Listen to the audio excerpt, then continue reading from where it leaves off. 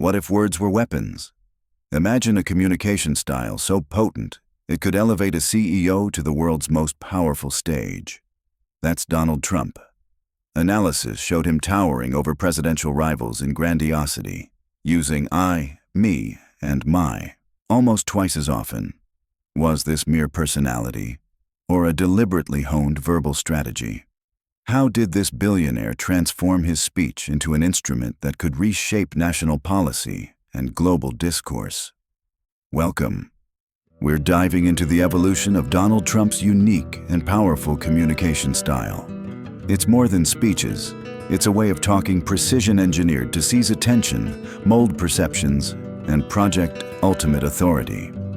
We'll trace his path from New York boardrooms, where his words built a brand, to the White House, where they aim to command a nation. Let's uncover the unwavering threads and calculated shifts of the Trump word weapon. Long before presidential ambitions, Donald Trump mastered self-promotion in real estate and entertainment.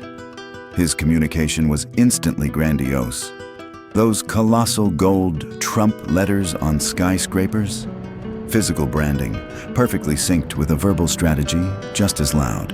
He used superlatives, biggest, best, most magnificent, crafting an image of success and opulence.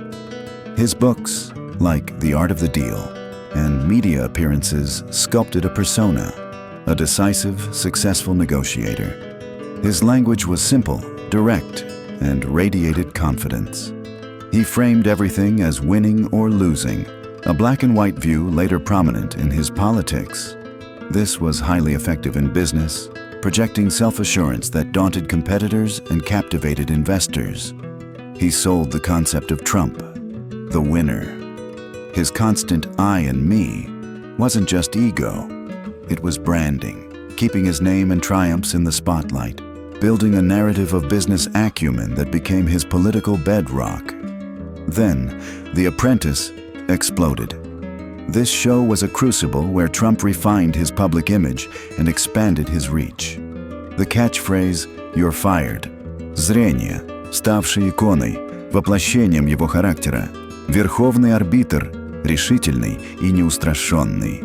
The heavily edited boardroom showdowns showcased a commanding yet digestible style for a mass audience, presenting him as a no-nonsense leader. The Apprentice did more than make him a household name. It broadcast his curated image into millions of homes weekly. It showed his grasp of media dynamics, commanding attention and weaving narratives. He mastered the soundbite, drama, and positioning himself as the star. This experience gave him a direct line to a new demographic, far from financial page readers. He was road-testing a style that resonated with those overlooked by elites. This direct audience access and narrative control were key lessons for his political future. The shift from magnate and TV star to political contender seemed abrupt, but Trump's rhetorical tools were sharp. Early controversial statements, like those on Obama's birthplace, showed his use of provocative language to grab media attention and energize supporters. He adapted his branding to cast himself as a political redeemer. His apprentice-forged image as a decisive leader was a unique launchpad. Clearly not a conventional politician, his language emphasized this. He became the ultimate outsider, rejecting standard political dialogue. This outsider status was key, allowing critiques many found authentic. His trademark grandiosity now fueled his political vision for America. Once Trump entered the presidential race, his word weapons became clear. His language was simple and direct, avoiding complex policy for short, impactful sentences and digestible concepts. This made his message accessible and memorable.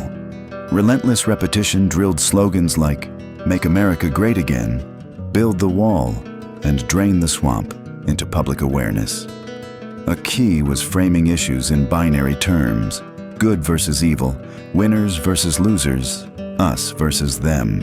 This simplified complex problems and identified antagonists, resonating with marginalized voters.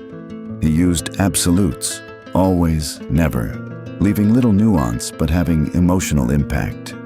His populist rhetoric cast him as the people's champion against a corrupt establishment. He often blamed specific groups for societal problems, using charged language on immigration and crime to evoke strong emotions. Some called his method a fire hose of falsehood, a flood of often unverifiable assertions. This made fact-checking hard, letting his narrative stick, even when disproven. Two platforms were pivotal to Trump's rhetorical dominance: rallies and Twitter. Rallies were immersive spectacles forging a direct bond with supporters. His informal, often extemporaneous style felt authentic, intimate.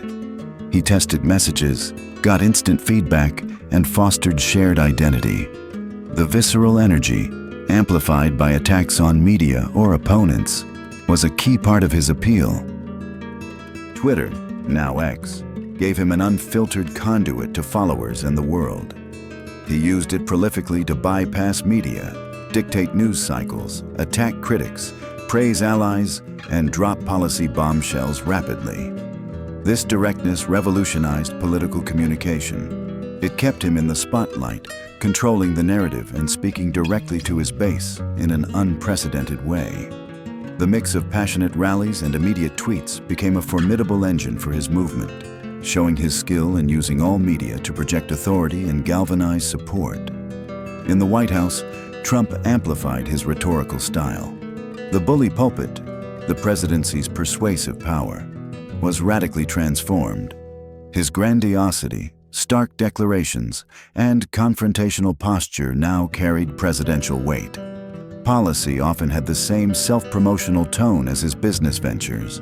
He continued framing issues as win-lose battles he alone could conquer, simplifying complex challenges. His reluctance to consider opposing views, seen in business and campaigning, grew.